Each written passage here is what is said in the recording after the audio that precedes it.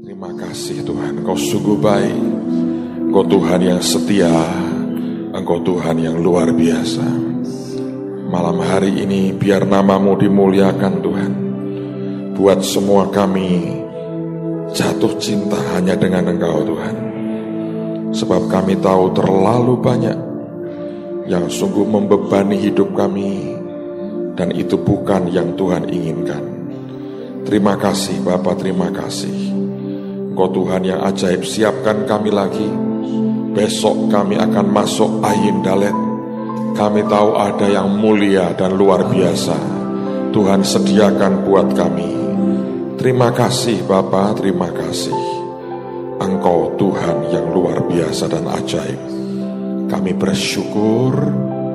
Bicara Tuhan, roh hikmat, wahyu dan pengertian yang kuasai kami, dan hidup kami dalam anugerah-Mu senantiasa. Di dalam nama Tuhan Yesus semua berkata amin, amin. Silakan duduk dalam hadirat Tuhan. Saudara, khusus besok kita akan mulai tepat jam 5. Dan jam 5 sore itu karena kita ingin sebelum matahari terbenam, sebelum sundown. Jadi tepat jam 5 kita akan langsung terima sesuatu yang profetis. Jadi kita tidak akan mulai pujian penyembahan jam 5, kita akan mulai 4:30 penyembahannya. Dan tepat jam 5 kita akan langsung masuk pada acara. Dan karena itu sekali lagi saya ingin ingatkan saudara-saudara sekalian, besok datang lebih awal.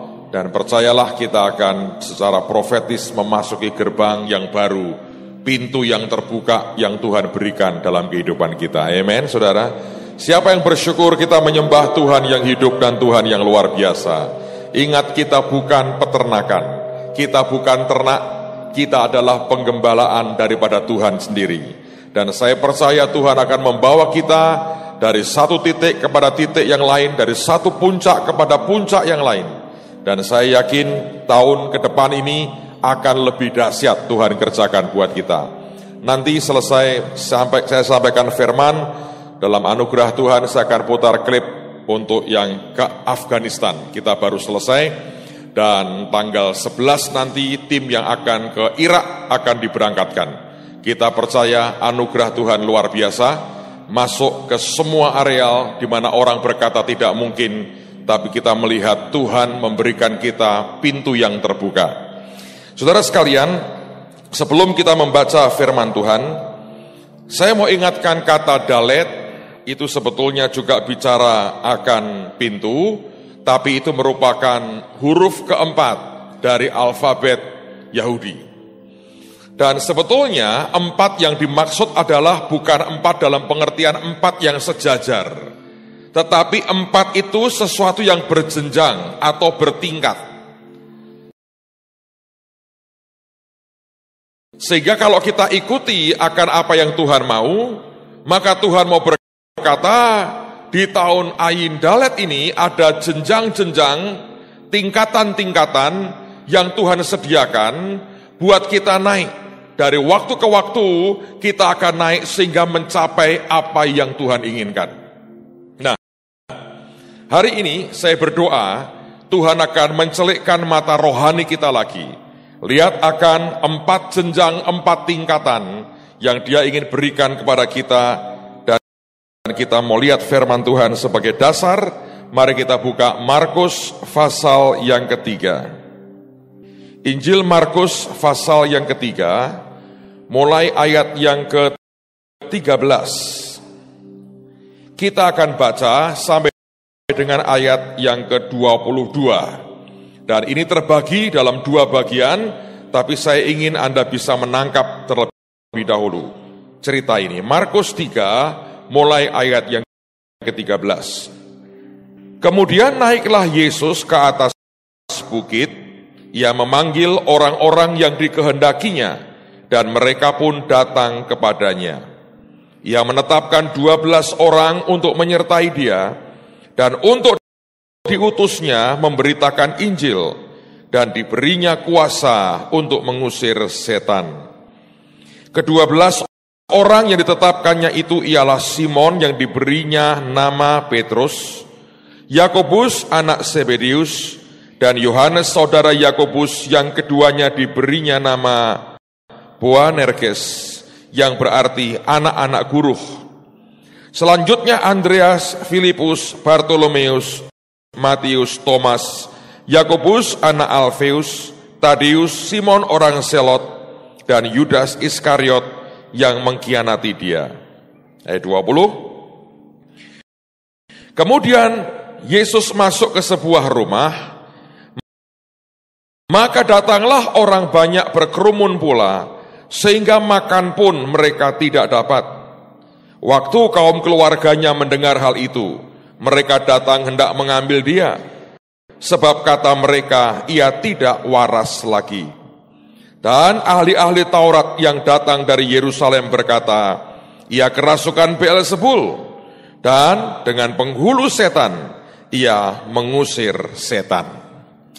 Saudara, kalau Anda jeli memperhatikan apa yang Markus katakan ini, sebetulnya kita melihat dua hal yang terjadi secara beruntun.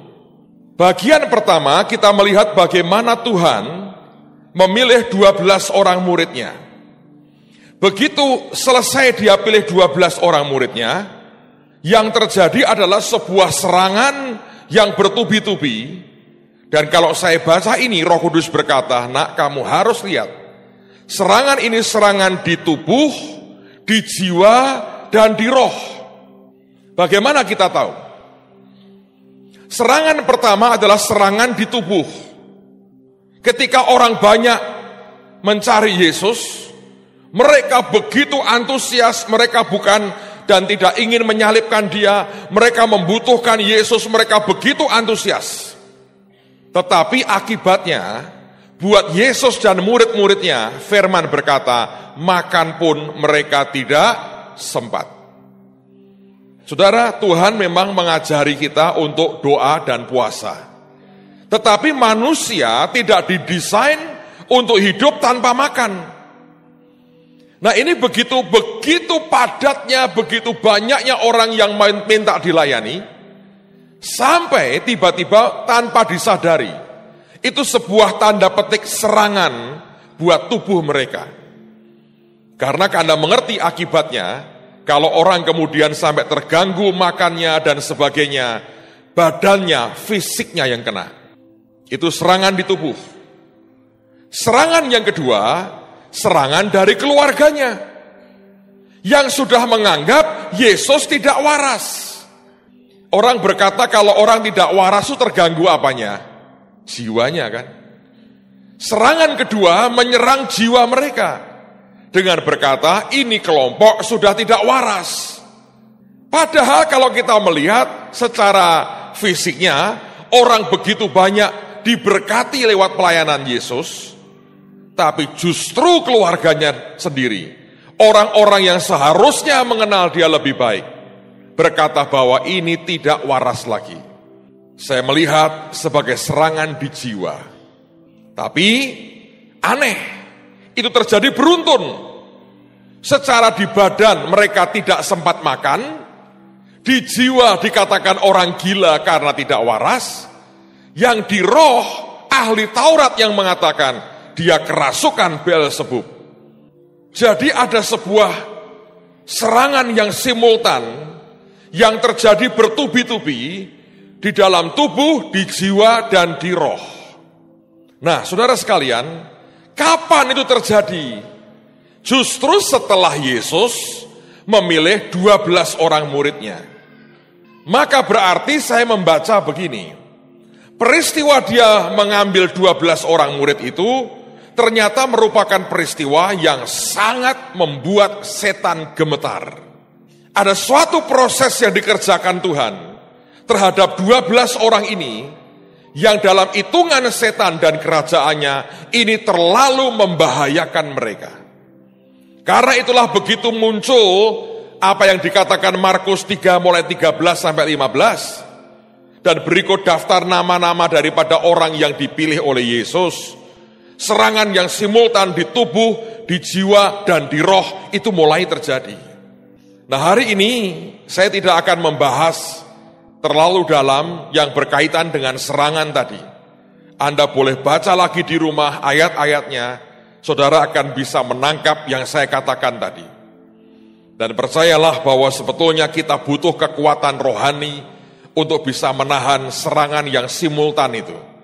Karena setiap kali anak-anak Tuhan menangkap akan yang Tuhan mau dan dia masuk tepat dalam kehendak Tuhan yang sempurna, tiba-tiba sesuatu yang dahsyat akan menerpanya. Tapi percayalah, justru itu sebuah tanda kita ada pada track yang ajaib dari Yesus kita. Kalau hidupmu tenang-tenang, biasa-biasa, artinya Anda nggak dianggap sama setan. Nah, ini si mati sendiri, diamin aja. Ngerti saudara? Nah, sekarang mari kita lihat akan apa yang dikatakan Alkitab ini yang membahayakan kerajaan setan. Nah, saya berdoa kita bisa menangkap sesuatu yang ajaib. Coba kita lihat lagi pada Injil Markus pasal 3. Saya mengulang membaca dari ayat 13, 14, dan 15. Dan kita akan lihat 4 tingkatan di sini. Ingat kata 4 itu merupakan atau dalet itu huruf keempat dari alfabet Yahudi. Dan 4 ini bicara 4 yang tingkatan. Ada level 4 tingkatan. Lihat dulu.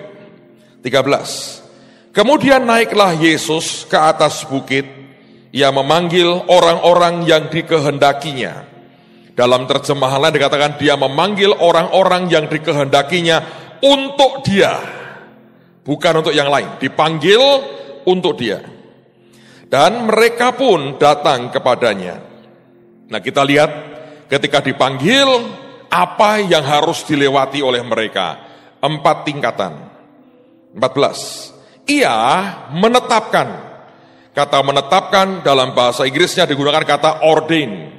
Kata ordain adalah seperti kalau Anda melihat orang yang ditahbiskan atau orang yang dilantik oleh Tuhan.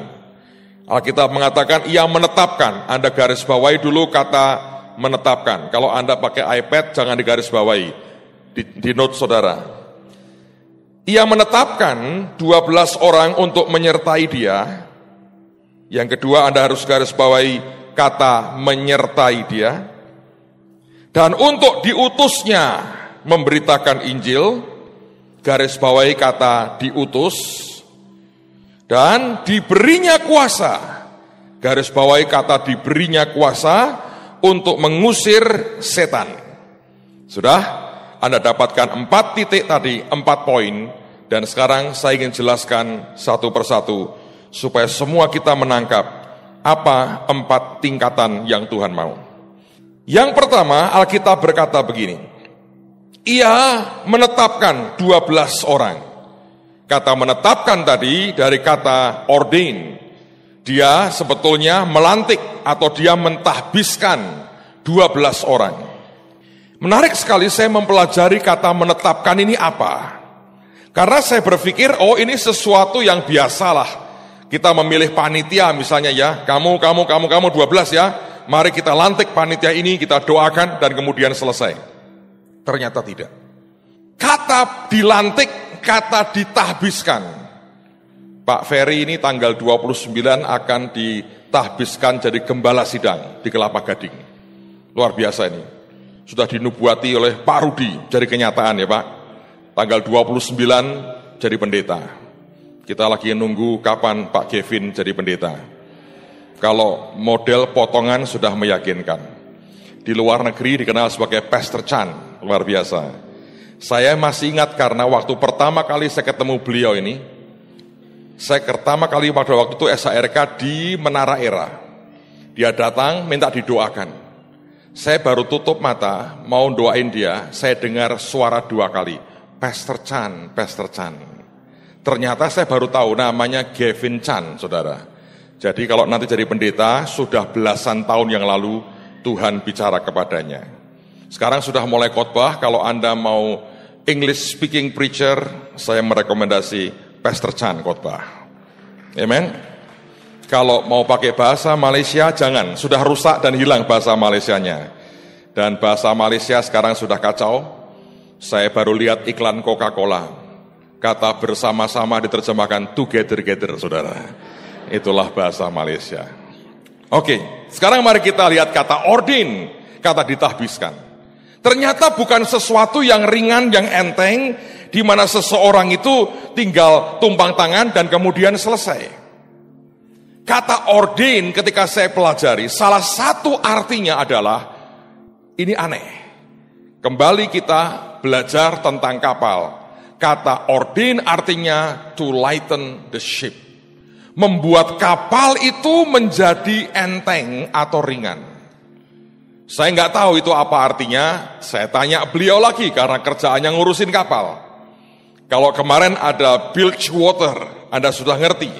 Tapi sekarang Tuhan berkata, kata ordain, ketika orang ditetapkan Tuhan itu sebetulnya dibuat enteng kapalnya. Nah, saya hanya nirukan yang dia jelaskan. Saya harap Anda percaya, menurut saya ini benar. Setiap kapal itu ada tonasenya, ada bobotnya. Oke? Nah, dari bobot kapal itu, maka kapal itu akan ditetapkan. Dia bisa ngangkut atau nampung barang seberat apa. Biasanya tidak akan dan tidak boleh melebihi kapasitas daya kemampuan ngangkutnya. Nah, biasanya malah mungkin dikurangi dikit. Dan kapal itu akan aman untuk berlayar. Jadi Anda membayangkan sebuah kapal kargo, dan diisi dengan begitu banyak kontainer barang. Maka tidak bisa sembarangan sebetulnya. Tentukan dulu ini tonasenya berapa, ini bisa nampung berapa ton, dan kemudian diisi biasanya sedikit lebih kurang dibandingkan kapasitas maksimal yang diizinkan. Tapi kata Pak Kevin begini, beberapa orang itu tamak, beberapa pemilik kapal itu greedy, dia tidak puas dengan apa yang ada, dan dia ingin dapatkan keuntungan yang lebih. Apa yang dia buat? Dia minta supaya kapalnya itu dimasukin barang yang jauh lebih berat daripada apa yang sebetulnya diizinkan. Nah, ketika berangkat nggak ada masalah. Karena barang itu mungkin tambahannya entah berapa dan kapalnya berangkat. Sebetulnya itu juga fase yang berbahaya. Karena kalau sampai kekuatan kapalnya nggak memadai, bisa tenggelam. Nah, sampailah kemudian kapal itu di pelabuhan, menjelang sampai pelabuhan, maka seperti kemarin, mereka harus bilge waternya di pump out, dipompa keluar, sehingga kapal itu sebetulnya akan mulai naik. Tapi kalau yang dibawa ini kargonya memang gila-gilaan, saudara. Walaupun sudah air yang di bawah kapal itu dipompa keluar, tetap tidak bisa membuat kapal itu jadi ringan untuk bisa masuk dan bersandar di pelabuhan yang rata-rata memang lebih dangkal dibandingkan dengan laut lepas. Nah, pada waktu itulah tidak ada pilihan lain. Kalau tetap ingin menyelamatkan kapal itu dan tidak menenggelamkannya, maka harus ada proses yang namanya membuat ringan akan kapal itu. Caranya, dirapatkanlah kapal-kapal tongkang yang lebih kecil, dan di lautan itu sebagian daripada muatan itu dipindahkan ke kapal lain sampai dia sesuai dengan apa yang ditentukan. Dan saya diberitahu tadi bahwa itu merupakan proses yang berbahaya sekali dan mahal banget. Tapi hanya itu pilihannya. Kalau tidak barang-barang yang terlalu over ini dipindah dan disingkirkan, maka akibatnya kapal itu tidak akan mungkin bisa berlabuh. Walaupun dia sudah sangat dekat dengan pelabuhan, dia tidak akan pernah bisa berlabuh oleh karena terlalu berat yang dia harus pikul kapal itu. Tapi untuk memindahkan barang-barang itu sebetulnya juga sebuah proses yang ternyata mahal dan berbahaya sekali. Dan itulah kata ordain atau kata ditetapkan. Saudara, tahapan pertama orang ikut Yesus, Alkitab berkata, dia memanggil mereka untuk dirinya. Maka proses yang pertama adalah Tuhan mau menimbang akan hidup saudara. Kalau dalam soal Daniel kan bagus ya, Kalau terlalu ringan malah dipotong.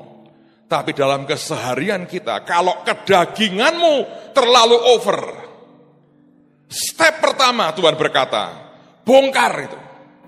Jangan Tuhan, tenggelam kapalmu. Dan berapa banyak sebetulnya anak Tuhan, kedagingannya terlalu banyak. Dan itu yang membuat masalah. Pak, seperti apa contohnya kalau saya kelebihan muatan? Contoh nih begini, ini yang paling sederhana. Saya pernah punya teman, saudara. Dia seringkali pergi nginjil ke kota-kota lain, ke daerah-daerah. Setiap kali dia mau pergi nginjil, seringkali dia ketemu dengan saya. Saya tanya, ini mau kemana kali ini?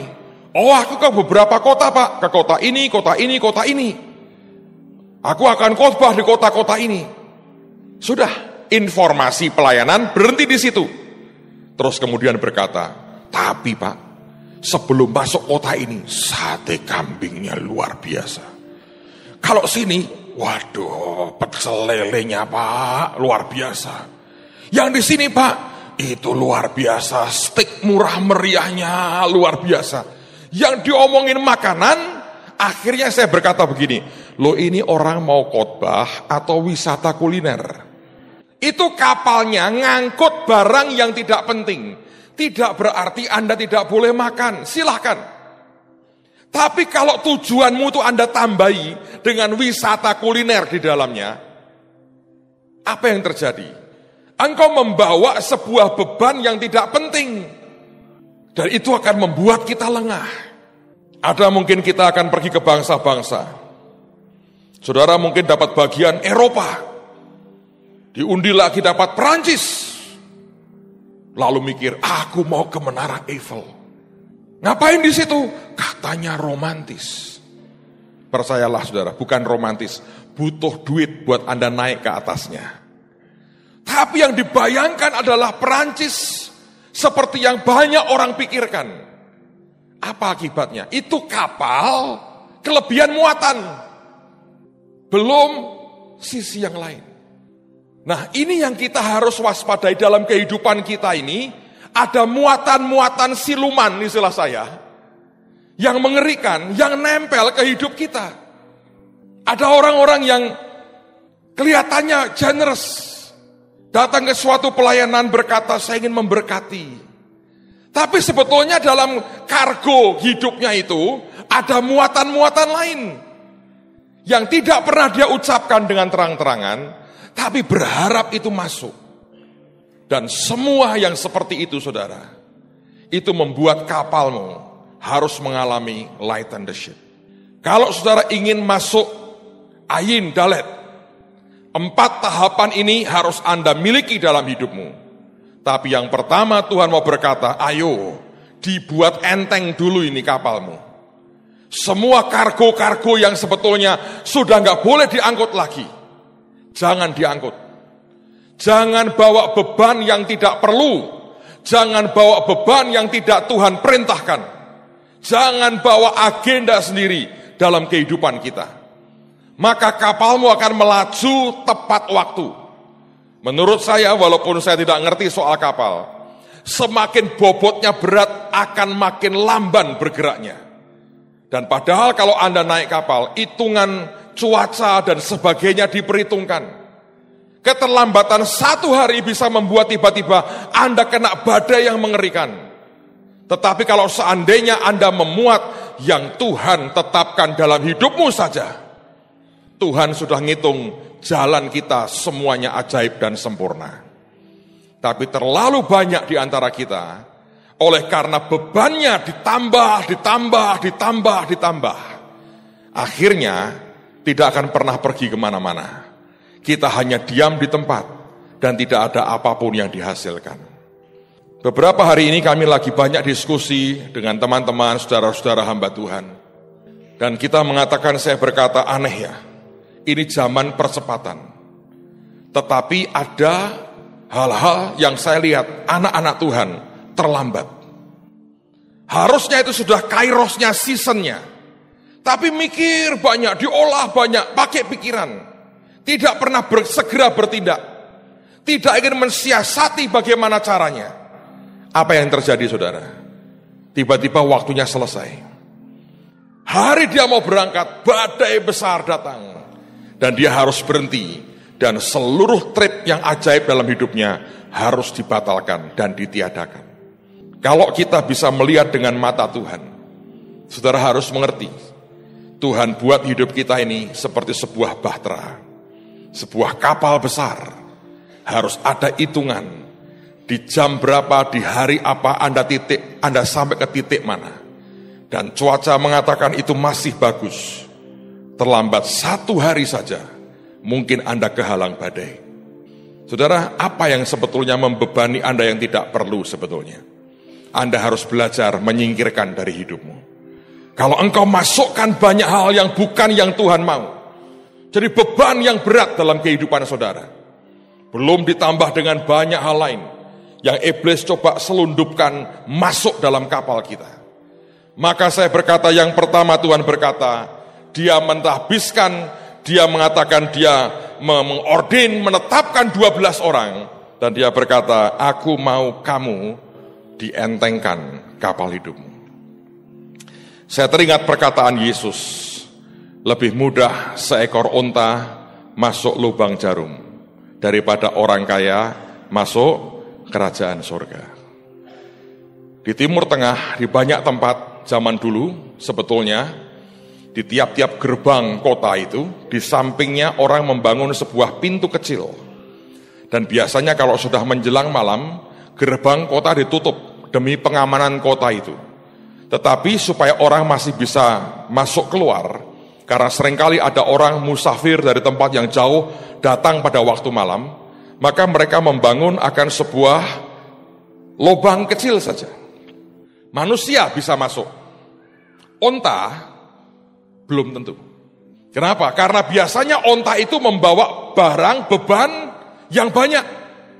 Nah, beban di kanan kiri onta ini membuat onta itu melebar. Dan ketika dia masuk, nyangkut ini barangnya. Lalu kemudian kalau onta itu jalannya tegak bener, nggak bisa. Karena pintu itu nggak terlalu tinggi. Maka biasanya onta itu harus dilepaskan bebannya. Sehingga tidak ada beban tambahan apa-apa. Dia masuk dengan menunduk begini. Dan dia masuk namanya pintu lubang jarum. Saudara mau dibegitukan Tuhan? Wah enggak Pak. Ini barang saya bawa sampai mati kemanapun saya pergi. Saya juga tidak akan menunduk kepada siapapun, saya akan mendongak ke atas. Siapa berani dengan saya? Dan Tuhan berkata, lebih mudah seekor onta masuk lubang jarum daripada orang kaya masuk kerajaan surga. Jangan sampai hartamu juga jadi excess baggage, saudara. Dendanya mahal, tahu nggak? Begitu Anda ke luar negeri, Pak, kelebihan 50 kilo. Kok bisa? Ya nggak tahu, Pak. Sebab Anda membawa oleh-oleh dari luar negeri, batu, akar pohon, besi yang berkarat. Siapa tahu zaman VOC. Dan itu excess baggage, saudara. Kelebihan. Anda mesti bayar denda yang mahal. Dan dalam kehidupan kita, Tuhan menetapkan seberapa yang paling cocok buat kita. Mari kita singkirkan excess baggage-nya. Ambil yang Tuhan katakan, ini buat kamu nak. Yang sisanya Anda mengerti, itu bukan buat kita. Untuk Tuhan pakai memberkati orang lain. Dan supaya kerajaannya ditegakkan atas dunia ini. Siapa yang tetap mau ikut Tuhan Yesus, angkat tangan. Harus Anda ringankan kapal hidupmu. Amen. Yang kedua, dikatakan bahwa mereka ditahbiskan, diteguhkan, dan diangkat Tuhan, ditetapkan Tuhan untuk menyertainya. Dalam bahasa Inggrisnya dikatakan that they should be with him, supaya mereka terus ada bersama-sama dengan dia. Yang pertama, ketika Tuhan itu mau kita hidup dalam kapasitas kita, tidak ada kargo yang berlebihan, tidak ada excess baggage dalam kehidupan kita, maka yang kedua dia berkata, kamu itu aku panggil, aku tetapkan, supaya kamu ada bersama-sama dengan aku. Itulah yang namanya dia membuka sebuah jalur keintiman dengan Tuhan. Tujuannya apa? Bukan untuk Anda tiap kali cuma nangis-nangis, Tuhan aku merasakan cintamu. Satu hari ada orang bersaksi begini, dulunya saya pikir kehebat ya, lama-lama saya bilang ini gawat. Dia berkata begini, saudara-saudara, kalau saya lagi jauh dari Tuhan, saya nonton film The Passion. Yang kau lihat apa? Yesus dipaku, dicambui, terus aku kesian sama Yesus, aku nangis-nangis, aku merasa dekat lagi dengan dia. Jahat banget tuh. Harus Tuhan digebuki lagi di depan matanya, membuat dia merasa dekat lagi dengan Tuhan. Kejam menurut saya sih. Tuhan berkata, aku mau kamu bersama dengan aku. Artinya, kamu dekatlah dengan aku. Supaya kamu ngerti aku. Semua keterbukaan, keintiman yang Tuhan mau berikan kepada kita itu, supaya kita kenal dia. Karena kita berkata, berjalankah dua orang, kalau dia tidak sepakat, artinya butuh unity, butuh kesepakatan. Bagaimana bisa sepakat? Anda harus kenal dia. Saudara, saya kalau membaca Alkitab ini, saya menyimpulkan bahwa Tuhan kita ini bukan Tuhan yang cerewet. Enggak, cenderung pendiam menurut saya. Bayangin, dia kan firman. Cuma diringkas omongannya, cuma se-Alkitabmu itu tok. Tempat saya lebih tipis lagi. Segini. Malah enggak ada ini. Mungkin segini kali. Dia bicara dari alfa sampai omega, dan dia berkata, ini aja. Dia pendiam tuh dibanding kita. Coba kalau saudara ini punya kitab sendiri, The Book of Joko misalnya. Waduh. Itu saudara, apalagi kalau The Book of Mariam, waduh perempuan. Ini seruangan ini nggak cukup untuk menulis perkataan saudara. Sampai Tuhan minder. Loh, firman kan aku, kenapa dia yang ngomong banyak ya? Nah itu. Cuma Tuhan yang irit bicara ini, istilah saya. Tuhan yang tidak mengekspresikan kerinduan hatinya hanya dengan perkataan yang dia ucapkan. Tapi dia bisa bicara bahasa mata, dia bisa bicara bahasa tubuh, dia bisa bicara bahasa muka, dan kekayaan yang dia katakan itu sungguh tidak akan bisa ditulis seberapapun banyaknya. Amen, saudara. Dan hanya kalau kita bergaul dengan dia, kita baru bisa ngerti. Saya sedih sih sebetulnya. Suatu hari saya diberitahu teman saya, karena Tuhan kan suruh kami ke Israel, saya tidak bawa tim banyak.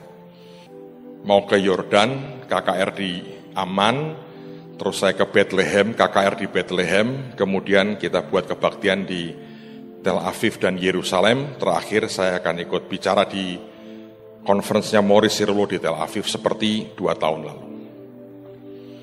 Jadi saya pikir saya nggak bawa tim terlalu banyak, jadi saya tidak announce lah ke yang lain secara publik. Saya nggak mau nanti chaos, saudara. Dan ini pun tiap hari kerjaannya ngerem, jangan sampai berlebihan. Well, anyway, sekian waktu yang lalu saya kaget. Ada siapa nggak tahu, dari travel agent mana tidak tahu, broadcast kemana-mana. Katanya tur ke Israel dengan saya. Saya kaget sekali. Loh, ini orang dari mana? Apa saya punya kembaran yang bergentayangan? Enggak rasanya. Tapi dengan berani loh. Sebarin kemana-mana. Sampai ada taman yang tanya, loh ini pasti dengan Pak Petrus Agung? Iya pasti. Saya hanya khawatir kalau ini nggak jelas, lalu orang percaya dan bayar misalnya, siapa yang tanggung jawab? Dan saya nggak tahu apa-apa. Dan lalu kemudian ditanya lagi, pasti ya Pak Petrus, karena itu pakai penerbangan yang beda dengan yang akan saya pakai. Ditanya, pasti Pak Petrus akan terbang dengan pesawat ini? Pasti. Pertama bilang iya. Bener loh ya, pasti ya. Dia bilang, oh tidak. Loh kenapa tidak? Jawabannya membuat saya sedih. Saya bukan mau marah mau apa, tapi saya bilang heran sekali. Cari berkat dengan cara yang menurut saya kurang terhormat. Jawabannya apa? Pak Petrus itu mintanya yang eksklusif. Dia tidak mau terbang dengan jemaat. Ke Israel selama ini selalu terbang sendiri. Oh amin, sebentar lagi jet saya datang kalau begitu. Tapi sampai jual nama, saya nggak tahu itu sedang meninggikan nama saya atau menghancurkan, saya nggak tahu. Yang jelas dia sedang cari uang. Dan berani itu. Dan begitu tahu cara seperti itu, yang telepon berkata gini, yes, pasti kamu bohong. Itu bukan pendeta saya. Selama bertahun-tahun tidak pernah dia minta dibuat eksklusif. Naik mobil sendiri, dia mesti gabung dengan kami. Itu kamu bohong pasti. Dan tiba-tiba menghilang broadcastnya. Saya ngerenung, saya bilang, untung ada orang yang kenal, cukup kenal dengan saya. Dengan gaya seperti itu, dia langsung berkata, itu bukan pendeta saya. Kamu pasti bohong. Karena tidak pernah dia berbuat yang seperti itu. Saudara tahu, kenal dengan Tuhan seperti itu. Karena kita ini dipanggil jadi saksi. Saksi itu orang yang melihat, yang ngalami langsung. Bukan apa katanya. Tetapi kalau kita hanya apa katanya, Anda bukan saksi. Karena itulah Tuhan berkata, aku mau kapalmu dibuat ringan. Sesuaikan dengan tonasenya. Sesuai dengan porsimu. Yang lebih daripadamu bagikan ke yang lain.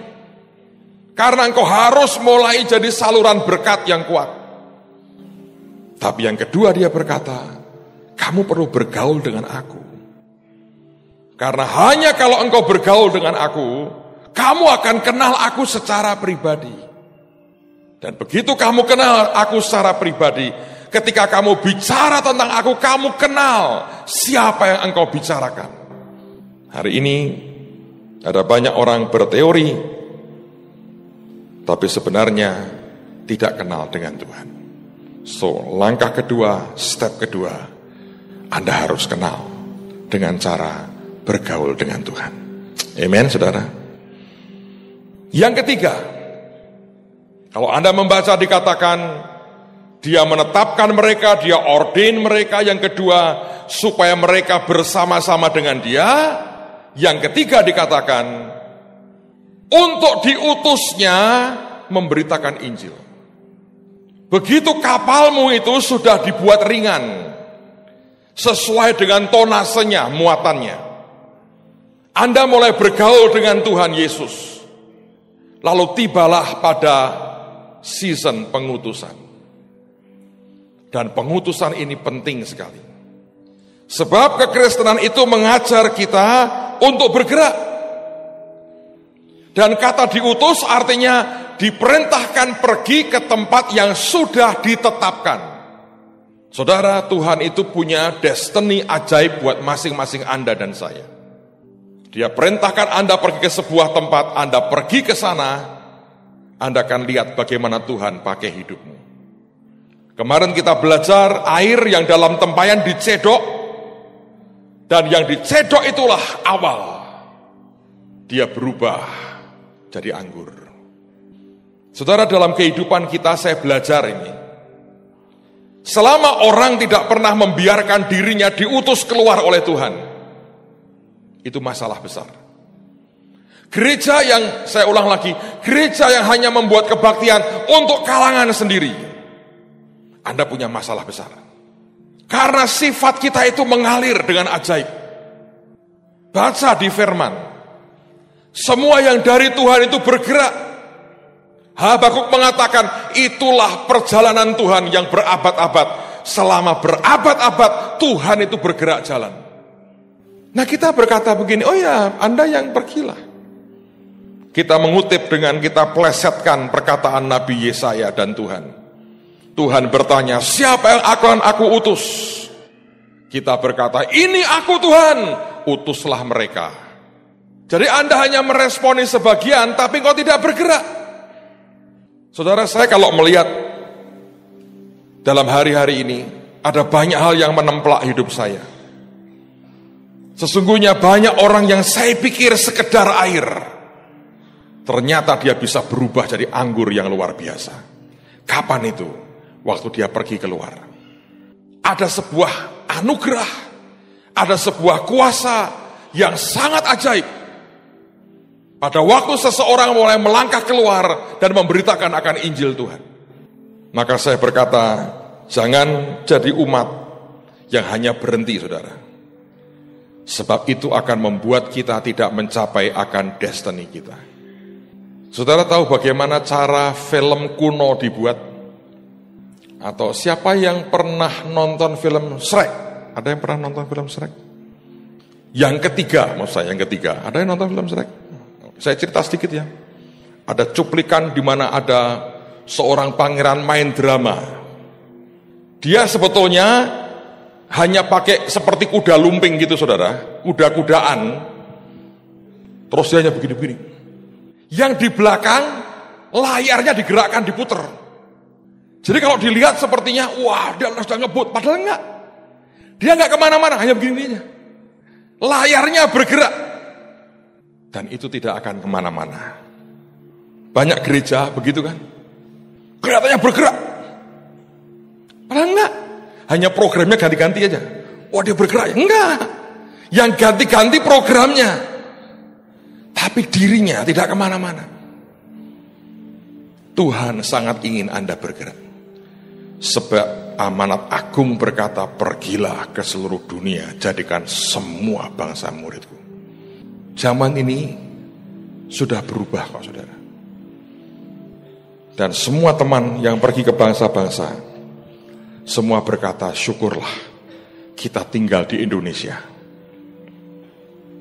Sebetulnya negara ini diberkati luar biasa. Anda ke Pakistan, yang garis keras seperti apapun berkata, Indonesia ini saudara tua kita. Ajaib. Sampai ke Afghanistan, mereka juga anggap yang sama. Dan saya melihat ini zaman sudah berbeda. Tuhan sedang lawat bangsa ini jadi berkat buat dunia. Minggu lalu saya baru pulang, cuma 1 malam di Phnom Penh di Kamboja. Saya diundang bicara di sekelompok kecil hamba-hamba Tuhan di Phnom Penh di Kamboja. Mereka orang-orang kunci yang punya pasukan banyak di seluruh Kamboja. Tahun depan mereka mau buat gabungan hamba-hamba Tuhan yang di Kamboja, di Laos, dan di Vietnam. Tapi minggu lalu saya pergi ke Kamboja, saya dengan seorang gembala sidang dari Palembang. Karena beliau pernah berkata pada saya, Pak, kalau ke Kamboja saya mau ikut. Karena dia buat pemetaan dan belajar dari sejarah, sekian abad lalu, kerajaan Sriwijaya itu pernah menyerang Kamboja dan membantai banyak orang. Dan dia berkata, saya mau rekonsiliasi, Pak. Jadi akhirnya saya ajak dia. Rupanya tahun lalu ada seorang jenderal terkenal di Phnom Penh di Kamboja, bintang 4, saudara. Bertobat terima Yesus. Istrinya bintang 7. Serius. Loh, kami di airport ya, yang jenderal bintang 4 memang sudah pensiun tahun lalu. Karena dia nggak diizinkan pensiun oleh rajanya, sebab dia punya koneksi kuat dengan Amerika. Jadi sampai umur sekarang usianya sudah 83, masih aktif di militer umur 82, bayangin saudara.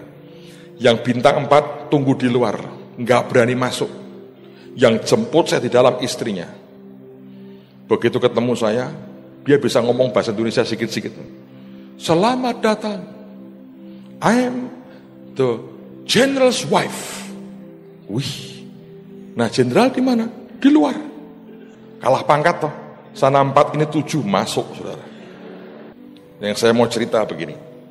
Sampai di airport, terus mobil dibagi 2. Saya di pendeta yang undang saya berkata begini, Pastor, yang drive buat kamu jenderal. Hah? Padahal itu harus pergi dari Kamboja ke kota kecil, kira-kira 3 jam tempat retreatnya itu 3 jam dari Phnom Penh. Yang sopir saya jenderal. Saya membayangkan seperti jenderal di Indonesia. Kalau bintang 4 kan ajudannya, ada forradernya. Saya pikir oke toh. Nggak ada, saudara. Saya tanya, Jenderal, siapa yang drive? Me. Jadi kakek umur 83 tahun, duduk di jeep, saudara. Saya di depan, saya bilang, waduh, ini kalau jalan jelas aku bahasa roh, minta roh percepatan. 83, drive sendiri. Dari airport diajak makan dulu, lumayan lah saya bilang, bernafas dikit. Begitu masuk mobil, luar biasa. Wah, ini kalau dengan Pak Yusak bisa bersahabat, saudara. Itu menurut saya dia biasa naik panser atau tank. Jalan lobang atau ada gundukan, hajar terus. Sudah ngantuk, pengen tidur, lihat gaya nyetir. Hujan. Langsung begini, waduh saya bilang ini matanya gimana.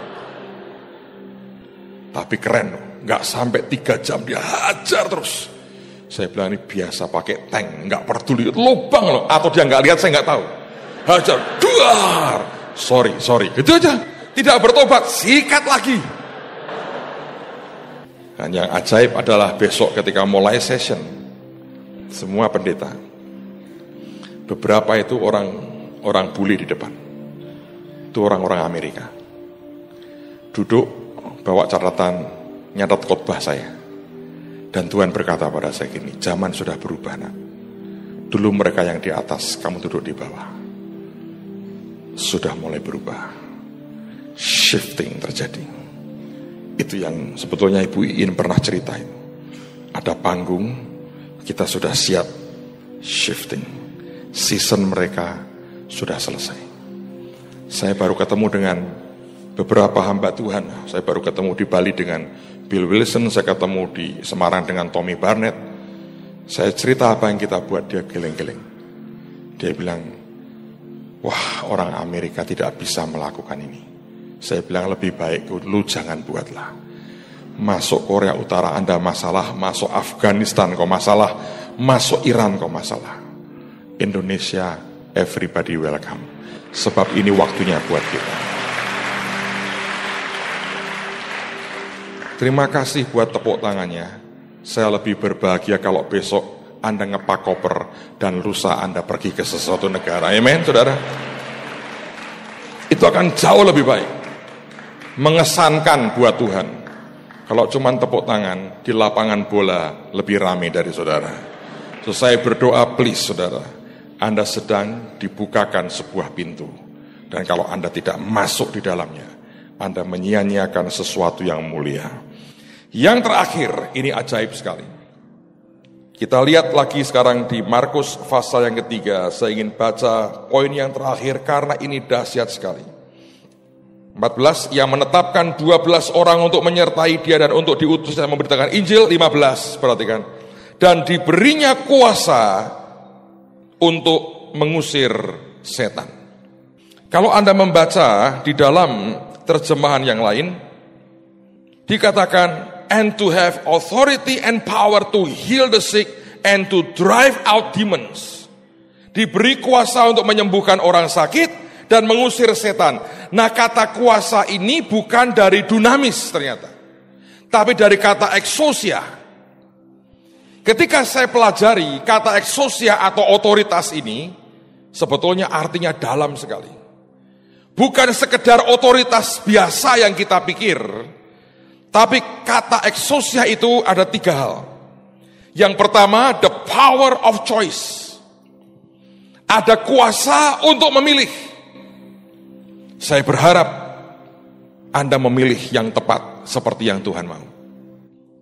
Anda memilih untuk pump out your bleach water. Anda memilih juga untuk lighten the ship seperti yang Tuhan inginkan.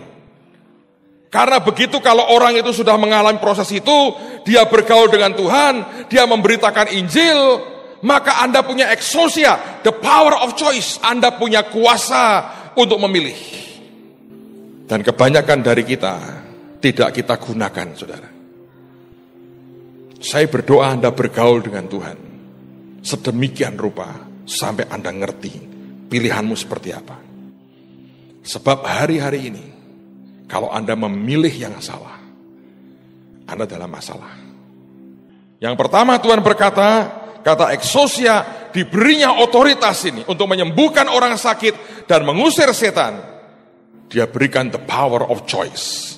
Ada kuasa untuk memilih yang Tuhan berikan buat kita. Yang kedua artinya liberty of doing as one pleases. Kebebasan untuk melakukan apa yang kau kehendaki, yang kau sukai. Hanya orang yang bergaul dengan Tuhan akan berani menggunakan otoritas seperti ini. Yang dia memang berikan buat kita. Sebab kita kenal hatinya. Dan hanya mereka yang kapalnya sudah diatur ulang, dikir ulang, sesuai dengan tonasenya. Hanya orang yang kemudian bergaul dengan Tuhan, dan hanya mereka yang mau pergi buat Injil. Saudara akan punya the power of choice. Tapi juga liberty, kebebasan untuk melakukan apa yang Anda suka. Ini ajaib loh. Karena dia pernah berkata, barang siapa kau ampuni dosanya, dosanya diampuni. Barang siapa kau berkata dosanya tetap, dosanya akan tetap. Itu kan luar biasa, saudara. Tapi itu hanya diberikan kepada orang yang kedagingannya sedia ditaruh, dibuang. Yang kedua diberikan kepada orang yang mau bergaul dengan dia. Dan diberikan kepada orang yang memberitakan Injil. Saudara, saya adalah orang yang mencintai umat Tuhan, termasuk Israel. Siapa yang cinta Israel? Saya beritahu cara terbaik mencintai Israel, Anda mau? Cara terbaik adalah kalau Yesus bisa diterima oleh orang Israel. Tapi bagaimana Yesus diterima orang Israel? Paulus sudah membuka rahasianya. Seluruh dunia, kalau jumlahnya sudah genap, baru roh Tuhan kegerakan itu kembali ke Israel. Mencintai Israel bukan tiap tahun Anda buat tur ke Israel. Itu bagus. Tapi bukan itu. Pergilah ke seluruh dunia, sampai jumlah bilangan yang lain dari bangsa lain genap. Itu akan mempercepat roh Tuhan kerja di Israel. Pemberian terbaik kita sebetulnya bukan duit kita. Tetap pemberian terbaik adalah Yesus melawat mereka. Tapi itu tidak akan terjadi. Seperti Paulus berkata, kalau jumlah bilangan dari bangsa lain belum cukup, belum genap, ada hitungannya. Dan kita tidak tahu hitungannya. Maka bagaimana Pak? Nginjillah ke bangsa-bangsa. Dan tiba-tiba Anda akan lihat semua selesai ketika Israel dilawat Tuhan. Saya berdoa Anda menangkap itu. Karena begitu hati kita buat Injil kuat, exousia diberikan Tuhan kepada kita, the power of choice. Anda diberi kuasa bahkan untuk memilih. Anda diberi liberty, kebebasan untuk melakukan apa yang engkau suka. Dan karena engkau kenal dengan Tuhan, engkau kenal yang Dia suka. Dan karena engkau cinta Yesus, engkau hanya suka yang Yesusmu suka. Tapi poin yang ketiga ini juga ajaib sekali. Kata exousia juga artinya physical and mental power. Ada kuasa di fisik dan di mental. Saudara, Tuhan berkata kepada Yosua, sebagaimana aku menyertai engkau, akan menyertai engkau. Setiap tanah yang diinjak telapak kakimu aku berikan kepadamu. Tidak seorang pun akan bisa bertahan menghadapi engkau seumur hidupmu. Itu perkataan Tuhan kepada Yosua. Tapi dia berkata, hanya kuatkan dan teguhkan hatimu. Itu kan di mental, saudara. Orang kalau sudah patah di dalamnya, mentalnya patah, kekuatannya habis. Sedangkan orang untuk mengerjakan yang Tuhan mau butuh ketaatan. Ketaatan itu butuh keberanian sebetulnya. Dan itu di mental kita. Dan Tuhan melengkapi itu. exousia, physical and mental power, Tuhan berikan dalam hidup kita. Dan menurut saya, mental power itu termasuk kecerdasan. Bukan hanya ngawur-ngawuran, itu kecerdasan. Adam dulu punya itu. Dia bisa beri nama binatang. Jumlahnya begitu banyak dan dia tidak lupa. Ada kekuatan di jiwa. Sekarang dikuduskan Tuhan, dia mau kembalikan ke kita. Sebab mental power ini, saudara, sebetulnya kalau digunakan dengan salah akan mengerikan. Karena itu harus orang yang kedagingannya diberesi Tuhan.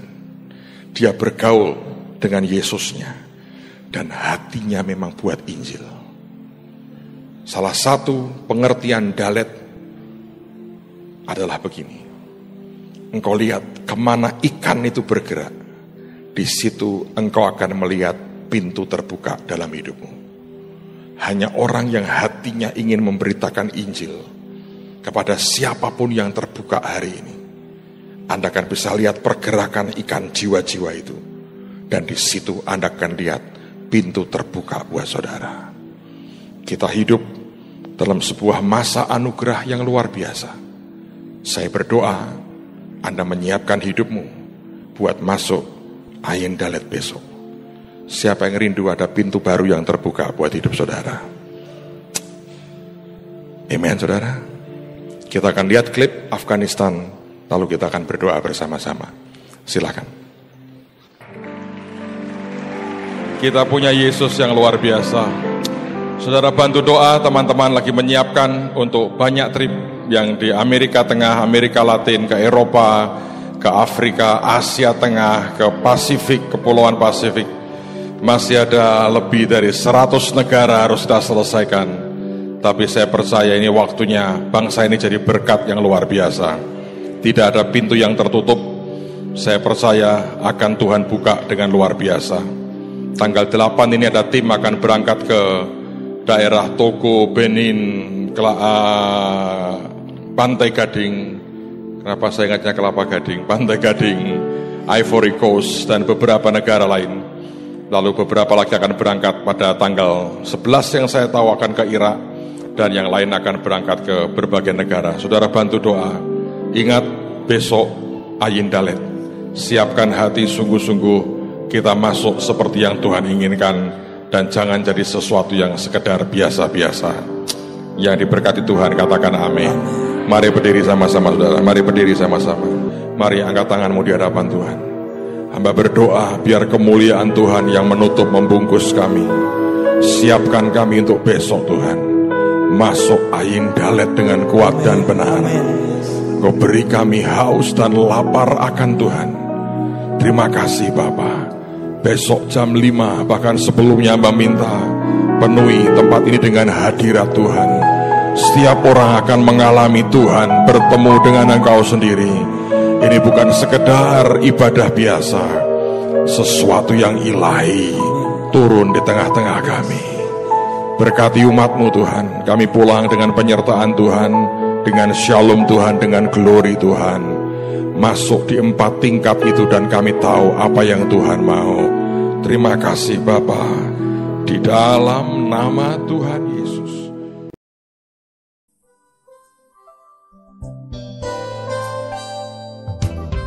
Anda diberkati dengan pemberitaan firman Tuhan.